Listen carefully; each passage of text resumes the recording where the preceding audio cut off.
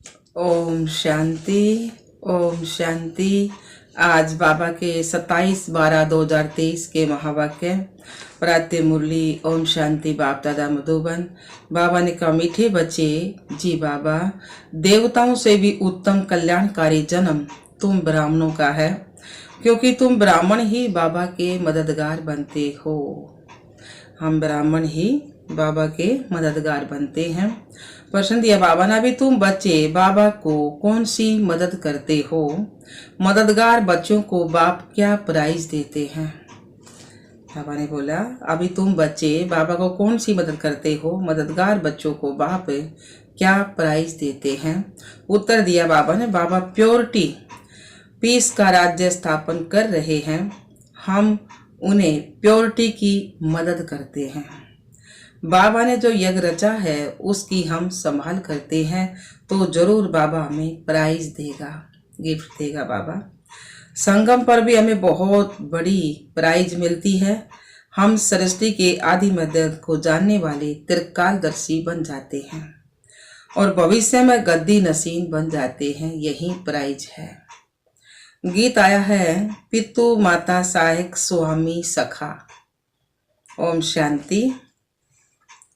माता और पिता सब सहायक हैं, सहायता करने वाले, स्वामी भी, सखा भी हैं, सब कुछ है। तो ये किसकी महिमा है? ये किसकी महिमा है? यह है परम पिता परमात्मा की, परम प्रिय परम पिता परमात्मा जिनका नाम शिव है, उनकी महिमा है। उनका ऊंच तो ऊंच नाम भी है, तो ऊंचे तो ऊंचा धाम भी है।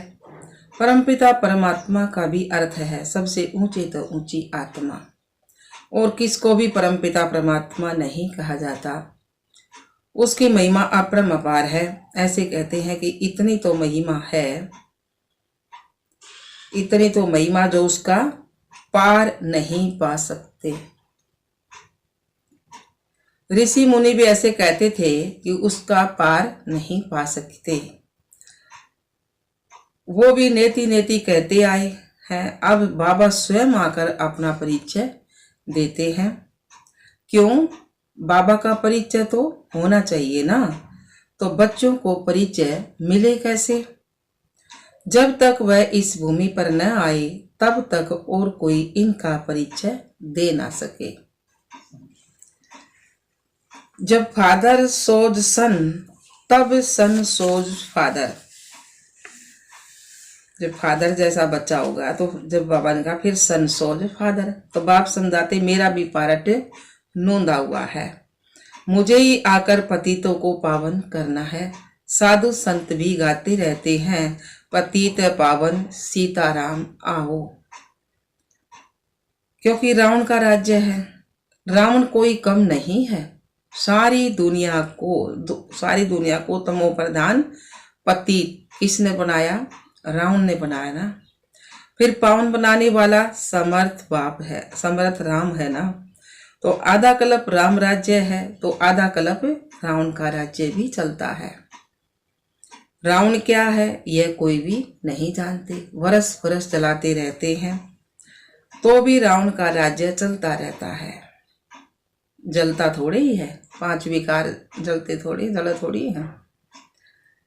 मनुष्य कहते परमात्मा समर्थ है, तो रावण को राज्य करने क्यों देते हो?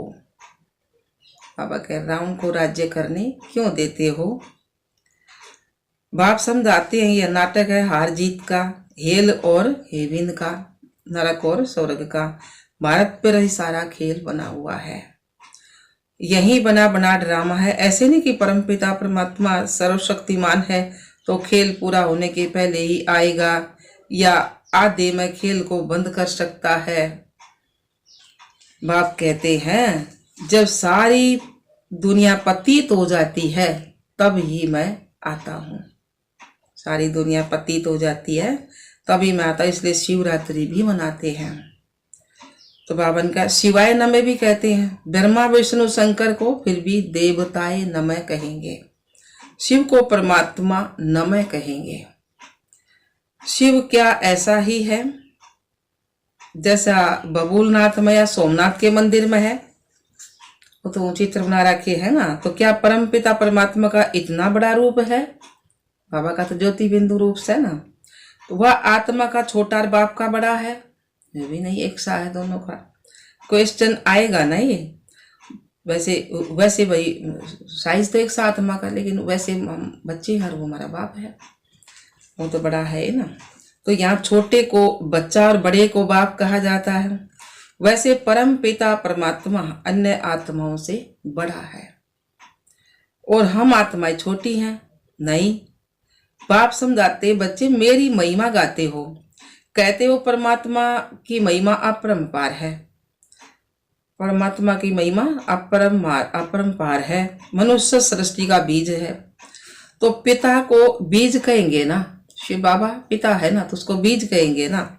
वह क्रिएटर है, सारा खेल रचने वाला। बाकी जो इतने वेद उपनिषद गीता यज्ञ तप दान पुण्य, यह सब क्या है? यह सब है भक्ति मार्ग की सामग्री। तो इनका भी अपना टाइम है, आधा कल्प भक्ति का और आधा कल्प ज्ञान का।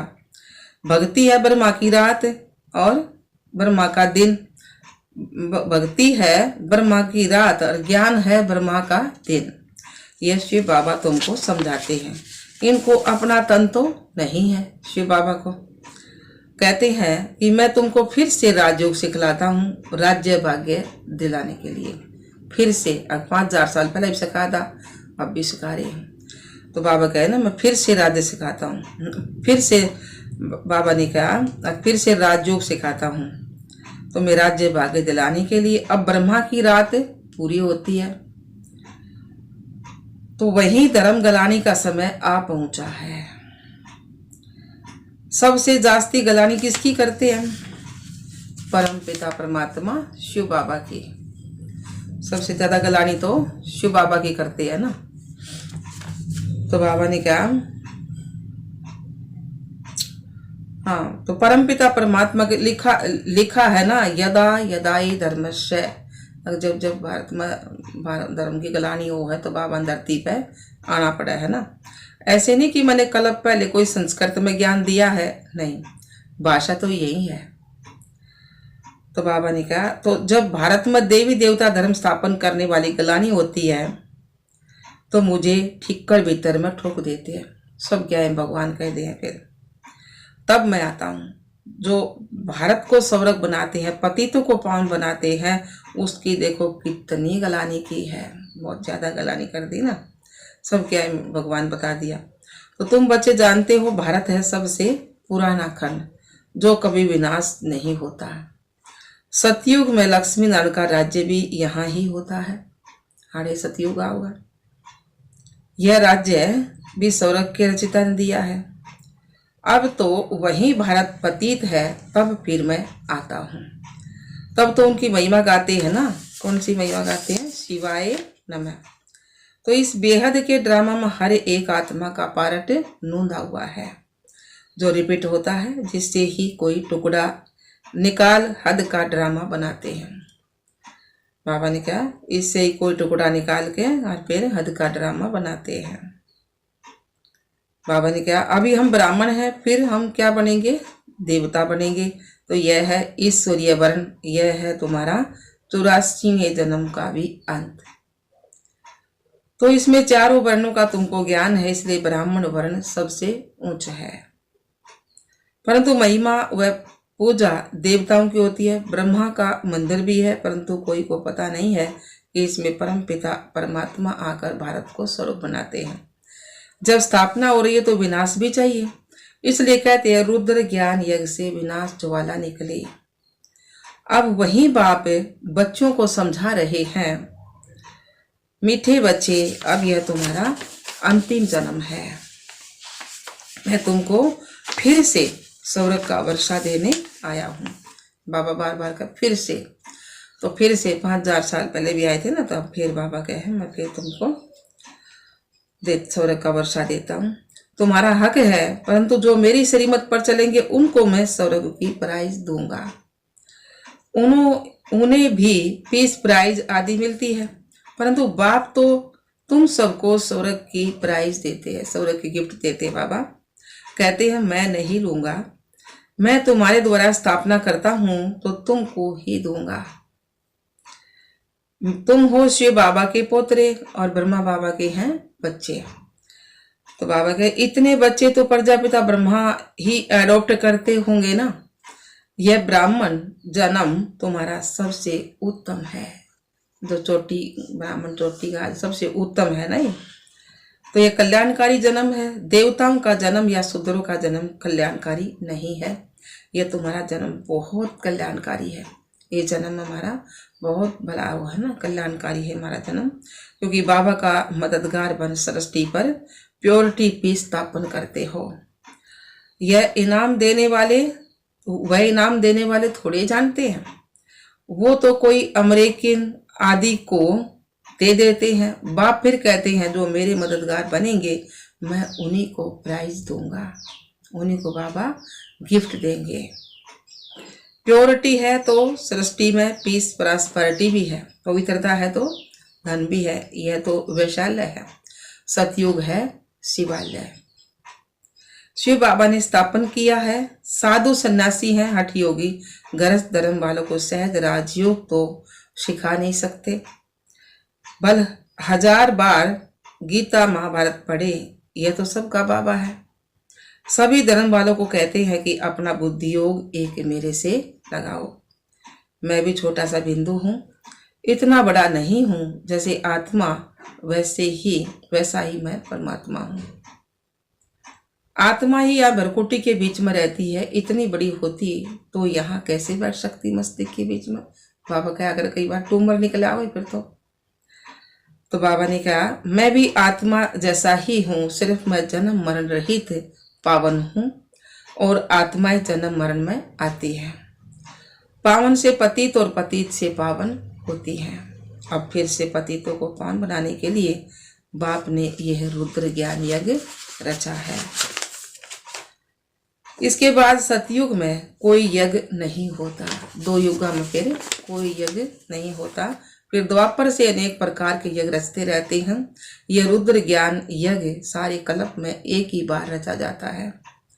इसमें सबकी आहुति पड़ जाती है, फिर कोई यज्ञ नहीं रचा जाता।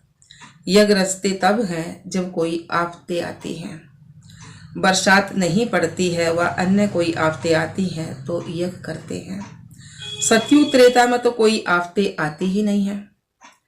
इस समय अनेक प्रकार की आफतें आती हैं, इसलिए सबसे बड़े सेठ शिव बाबा ने यज्ञ रचवाया है। तो पहले से ही साक्षात्कार कराते हैं। बाबा फिर कह रहे कैसे सब आहुति पड़नी है, कैसे विनाश होना है, पुरानी दुनिया कब्रिस्तान बननी है। तो फिर इस पुरानी दुनिया से क्या देर लगानी है। इसलिए तुम बच्चे बेहद पुरानी दुनिया का सन्यास करते हो। वह सन्यासी तो सिर्फ घर बार का सन्यास करते हैं, तुमको तो घर बार नहीं छोड़ना है। यहाँ गरज बार संभालते भी इससे सिर्फ ममता तोड़ना है। सब कुछ करना है बाबा, गरज बार भी संभालना है, लेकिन ममता तोड़ना है। मोह है ना जो, वो तोड़ना है। प्यार तो करना है, ममता तो तोड़ना है। ये सब जैसे मरे पड़े हैं, तो इनसे क्या दिल लगाना है। यह तो मुर्दों की दुनिया है मृत्यु लोक है ना ये। इसलिए सिर्फ इसलिए कहते हैं कि परिस्थान को याद करो, कब्रिस्तान को क्यों याद करते हो। बाबा भी दलाल बन तुम्हारी बुद्धि का योग अपने साथ लगाते हैं। कहते हैं ना आत्मा परमात्मा अलग रहे तो काल, 5000 वर्ष हम दूर रहे बाबा से, तो यह महिमा उनकी है। कलयुगी गुरु को पतित पावन नहीं कह सकते, वह सतगति तो कर नहीं सकते। हाँ, शास्त्र सुनाते हैं, क्रिया कर्म कराते हैं।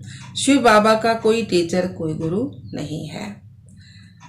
बाबा तो कहते हैं मैं तो तुमको स्वर्ग का वर्षा देने आया हूँ, सिर्फ सूर्यवंशी बनो चाहे चंद्रवंशी बनो।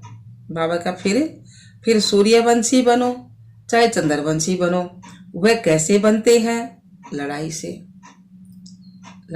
बाबा कहे उसी लड़ाई तो नहीं ना, मारते 5 विकारों की लड़ाई गोश्त। बाबा करे हैं वह कैसे बनते हैं, लड़ाई से? तो बाबा कह नहीं, न लक्ष्मी नारायण ने लड़ाई से राज्य लिया, न राम सीता ने। इन्होंने इस समय माया से लड़ाई की है। 5 विकारा की लड़ाई है ना ये गुप्त। तुम इनकॉग्निटो वॉरियर्स हो, इसलिए तुम शक्ति सेना को कोई जानते नहीं। तुम योग बल से सारे विश्व के मालिक बनते हो। तुमने ही विश्व का राज्य गवाया है और फिर तुम ही पा रहे हो। तुमको प्राइज देने वाला कौन है? शिव बाबा। अब जो बाप के मददगार बनेंगे उनको ही आधा कल्प के लिए पीस प्रॉस्पेरिटी की प्राइज मिलेगी। क्या बताई बाबा ने? अब जो बाप के मददगार बनेंगे इस समय, तो उनको ही आधा कल्प के लिए पीस प्रॉस्पेरिटी की प्राइज मिलेगी, शांति मिलेगी, धन भी मिलेगा। तो बाबा मददगार उन्हें कहते हैं जो अशरीरी होकर बाप को याद करते हैं, 100 दर्शन चक्कर फिराते हैं, शांति धाम, स्वीट होम और स्वीट राजधानी को याद कर पवित्र बनते हैं। कितना सहज है। बाबा ने देखो मेन पॉइंट बताया ना कि अशरीरी होकर बाप को याद करेंगे ना तो बाबा उन्हीं की मदद करेंगे। कितना सहज है। हम आत्मा भी स्टार है, हमारा बाप परमात्मा भी स्टार है। हम इतना कोई बड़ा नहीं है, परंतु स्टार की पूजा कैसे हो, इसलिए पूजा के लिए इतना बड़ा बना दिया है। पूजा तो पहले बाप की होती है, पीछे दूसरों की होती है। लक्ष्मी नारायण की कितनी पूजा होती है, परंतु उनको ऐसे बनाने वाला कौन है? सबका सतगति दाता कौन है? सबका सतगति दाता शिव बाबा है। बलिहारी उस एक की है ना, परंतु उनको ऐसा बनाने वाला कौन? सबका सतगति दाता बलिहारी उस एक शिव बाबा की है। उनकी जयंती बर्थ डायमंड तुल्य है, बाबा का जन्म हीरे तुल्य है ना। तो बाकी सबसे बर्थ कोड़ी तुल्य है औरों का। तो शिवाय नमः ये उनका यज्ञ है। तुम ब्राह्मणों ने से रचवाया है। कहते हैं ना जो मुझे प्योरिटी की स्थापन करने में मदद करेंगे उनको इतना फल दूंगा। ब्राह्मणों से यज्ञ रचवाया है तो दक्षिणा तो बाबा देंगे ना। इतना बड़ा यज्ञ रचा है और कोई भी यज्ञ इतना समय नहीं चलता है।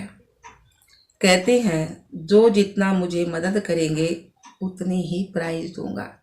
जितना बाबा को मदद करेंगे उतनी ही बाबा गिफ्ट देंगे। बाबा ने क्या कहा?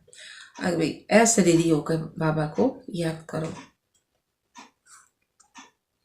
थोड़ा करेगा तो प्रजा में चला जाएगा। गांधी को भी जिन्होंने मदद की तो प्रेसिडेंट, मिनिस्टर आदि बने ना। यह तो है अल्पकाल का सुख। बाप तो तुम्हारे सारे आदि मध्य अंत का ज्ञान देकर आप समान त्रिकालदर्शी बनाते हैं। बाबा तो सारे आदि मध्य अंत का ज्ञान दे आप समान त्रिकालदर्शी बनाते हैं। कहते हैं मेरी बायोग्राफी को जानने से तुम सब कुछ जान जाओगे। शिव बाबा के बारे में जान लिया तो सब कुछ जान लिया ना। सन्यासी थोड़े ये ज्ञान दे सकते हैं, उनसे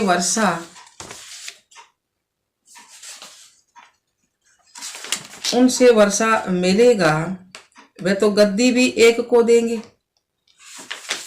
बाबा ने कहा उनसे वर्षा क्या मिलेगा, उनसे वर्षा क्या मिलेगा? वह तो गद्दी भी 1-2 को देंगे, बाकी को क्या मिलता है? बाबा तो तुम सबको गद्दी देते हैं।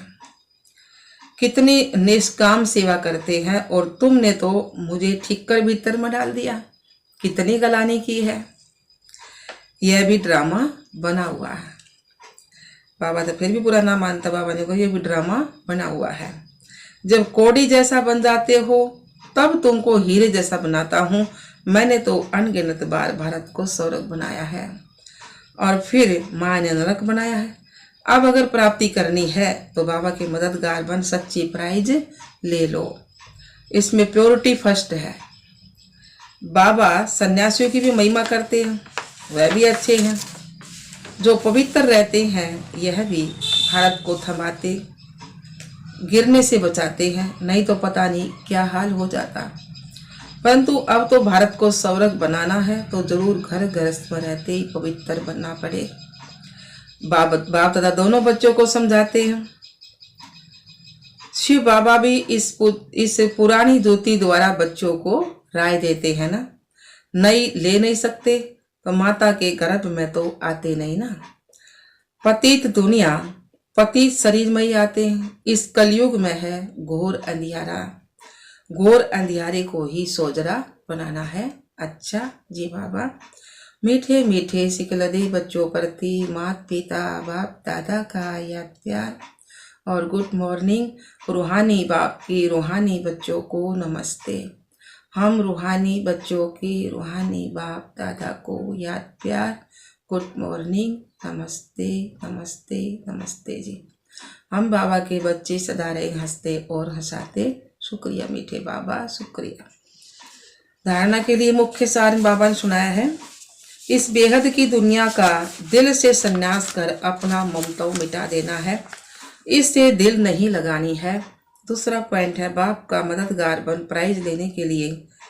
पहला पॉइंट ऐश्वर्य बनना है, दूसरा पॉइंट है पवित्र रहना है, तीसरा पॉइंट है सौदर्शन चक्कर फिराना है, चौथा है स्वीट होम और स्वीट राजधानी को याद करना है। वरदान दिया बाबा ने, विशेषताओं को सामने रख सदा खुशी खुशी से आगे बढ़ने वाले निश्चय बुद्धि विजयी रतन भाव। विशेषताओं को सामने रख सदा खुशी से आगे बढ़ने वाले निश्चय बुद्धि विजयी रतन भाव। सार दिया बाबा ने, अपनी जो भी विशेषताएं हैं उनको सामने रखो, कमजोरियों को नहीं तो अपने आप में फेथ रहेगा। कमजोरी की बात को ज्यादा नहीं सोचो तो फिर खुशी में आगे बढ़ते जाएंगे। यह निश्चय रखो कि बाप सर्वशक्तिमान है, तो उसका हाथ पकड़ने वाले पार पहुंचे कि पहुंचे। ऐसे सदा निश्चय बुद्धि विजयी रतन बनते हैं। अपने आप में निश्चय और बाप में भी निश्चय और ड्रामा की हर सीन को देखते हुए उसमें भी पूरा निश्चय हो, तब विजयी बनेंगे। स्लोगन दिया बाबा ने, प्योरिटी की रॉयल्टी में रहो तो हद की आकर्षण से न्यारे हो जाएंगे। प्योरिटी की रॉयल्टी में रहो तो हद के आकर्षणों से न्यारे हो जाएंगे। अच्छा, ओम शांति बाबा, ओम शांति।